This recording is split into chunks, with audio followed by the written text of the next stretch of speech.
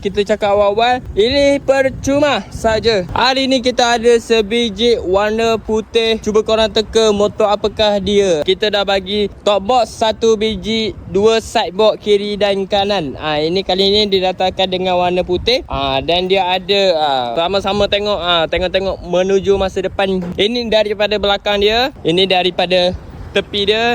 Ini daripada tepi dia. Inilah dia motor Ducati Matiz Radar. Ini sesuai yang mana korang nak pergi touring, nak pergi jalan jauh, yang pergi jalan sejauh 300 kg. 300 km. Motor ini sangatlah sesuai kepada korang. Kalau orang tanya, ini look daripada depan dia sangatlah sporty ya. Dalam bahasa Melayu dia bersukan, sangatlah bersukan.